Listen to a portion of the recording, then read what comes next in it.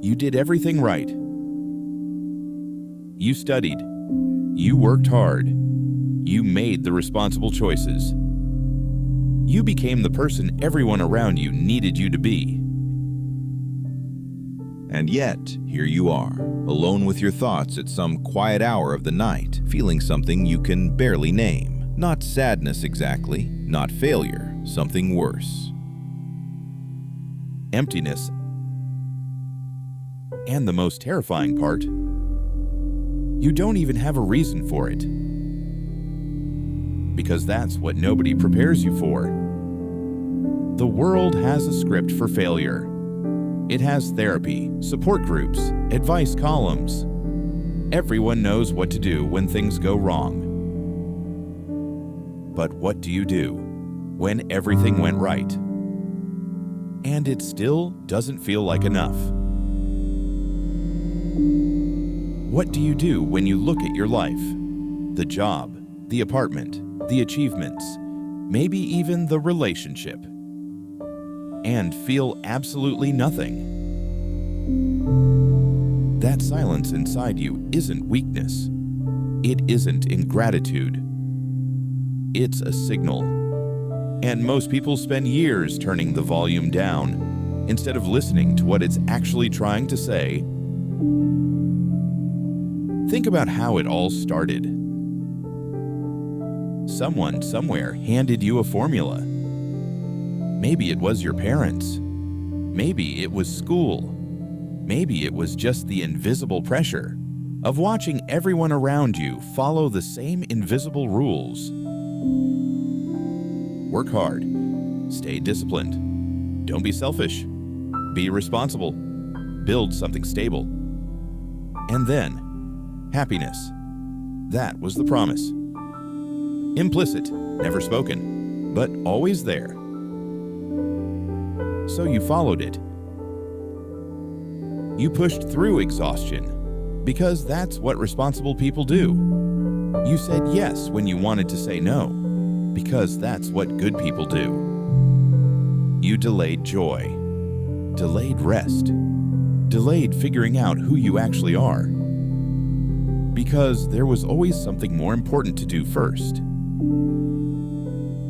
And now you've arrived at the destination they promised you.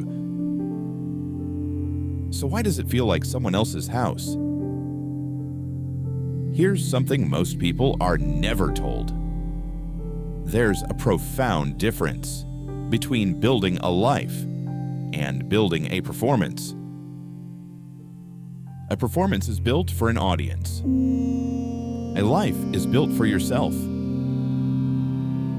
And the terrifying thing is, most of us have been so focused on the audience that we forgot we were the ones living it.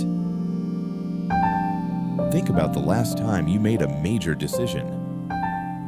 A career move, a relationship, a choice about where to live, what to pursue, how to spend your time. How much of that decision was truly yours? And how much of it was shaped by what your parents would think, what your peers would think, what the version of success you absorbed at age 12 would approve of? Most people, if they're honest, can't fully answer that. Because we don't just want to succeed. We want to be seen succeeding. We want the approval, the validation, the proof that the sacrifices meant something. And somewhere along the way, we confused being approved of with being alive. There's a specific kind of exhaustion that doesn't come from doing too much. It comes from doing too much of the wrong things for too long. It's the exhaustion of performing competence when you feel hollow, of seeming fine when nothing feels fine, of being the person who has it together, always, for everyone, because that identity became the only one you know. Psychologists have a word for what happens when a person suppresses their authentic needs, long enough to meet external expectations. They call it self-alienation, the gradual disconnection from your own inner world, your own desires, your own sense of aliveness. It doesn't happen suddenly. It's quiet. It's years of small moments where you chose what was expected over what was true. Until one day you sit down and try to answer a simple question. What do I actually want? And nothing comes. Not because you're broken, but because you've been so busy being who everyone needed you to be that you never had space to find out who you actually are. Achievement addiction is one of the most socially acceptable forms of self-destruction.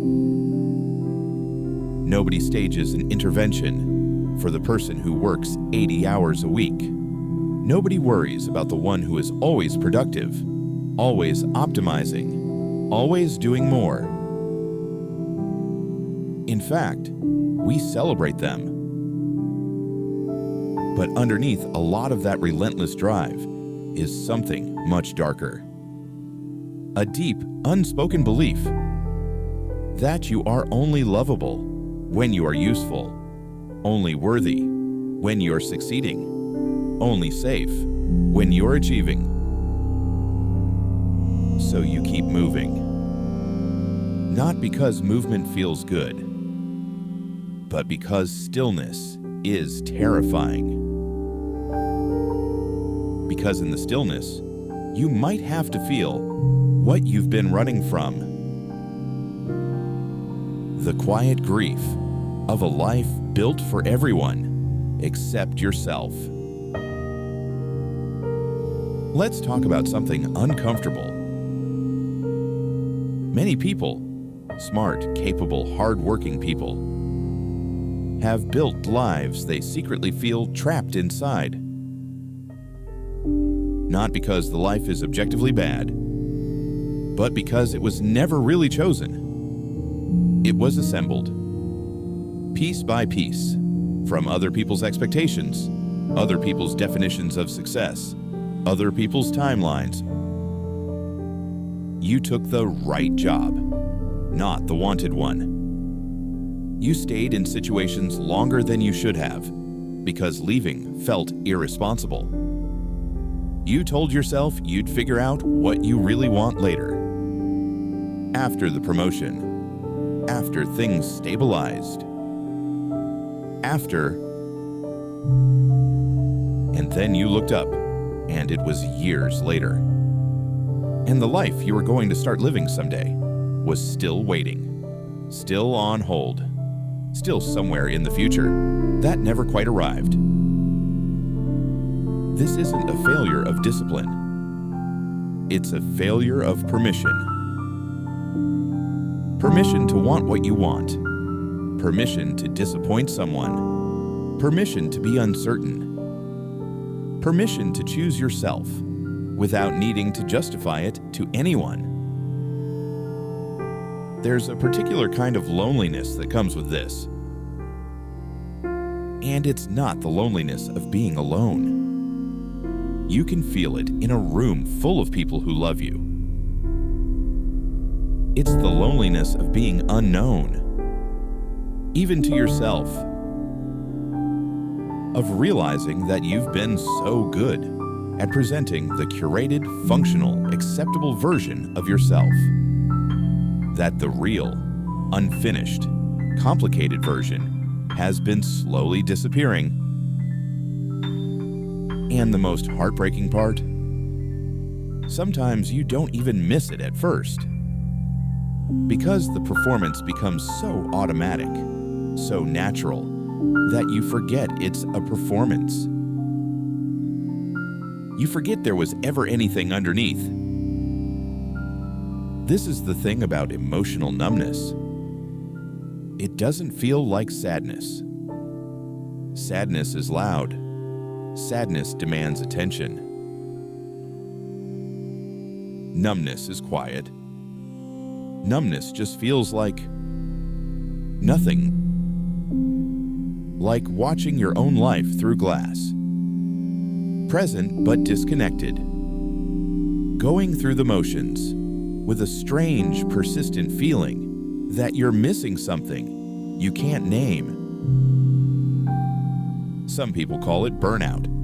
Some people call it depression. Some people don't call it anything. They just assume this is what adult life feels like and learn to live with it. But it isn't inevitable.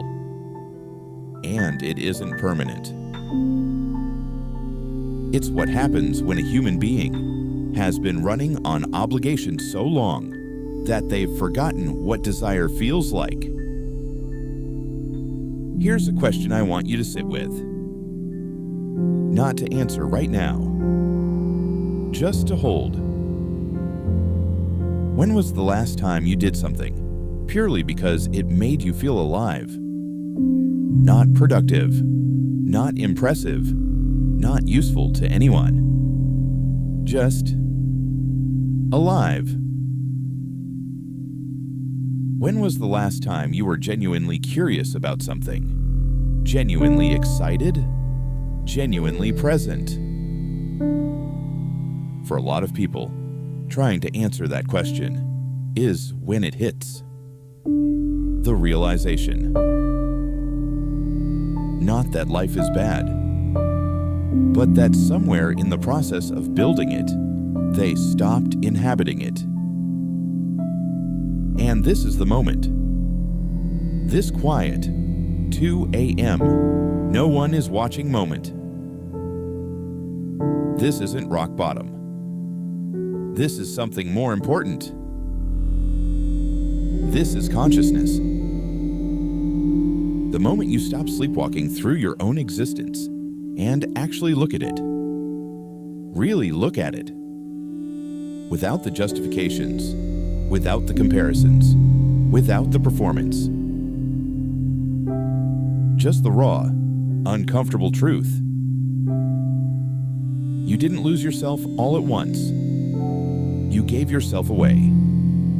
Slowly, gradually. In 1,000 tiny compromises and silences and moments where someone else's comfort mattered more than your own. You became incredibly good at being what the world needed. And in doing so, you forgot to become what you needed. That's the grief underneath all of this. The grief that nobody talks about. Not the grief of losing something outside of you, but the grief of losing yourself inside a life that looked successful from every angle. And grief needs to be felt. Not fixed, not optimized, not reframed into a lesson. Just felt. Because when you let yourself feel it, really feel it, something shifts. The numbness starts to crack. And underneath it, slowly, quietly, something starts to wake up. You are not too far gone. You are not broken beyond repair. You are someone who took survival very seriously and forgot to take living seriously too. And that is recoverable. Not by ripping your life apart, not by making dramatic gestures or burning everything down, but by starting to ask different questions. Not what should I do, but what do I actually want? Not what will they think, but what do I actually feel? Not what is the responsible choice, but what would I choose if I trusted myself? These questions feel small. They are not small. They are the beginning of coming back to yourself. You don't have to have it figured out. You don't need a plan. You don't need certainty. You just need to stop pretending. The numbness isn't there. You just need to give yourself permission to be a human being again. Not a machine, not a performance, not someone else's idea of what a good life looks like. Just you. Uncertain, unfinished, quietly, stubbornly alive. Because here's the truth. The one nobody puts on a motivational poster. The life you actually want isn't waiting for you to become worthy of it. It's waiting for you to stop abandoning it. It was always there, under the obligation, under the performance, under the exhaustion. A quieter voice, asking you to come back. You don't have to have all the answers tonight. You just have to stop pretending you're not listening.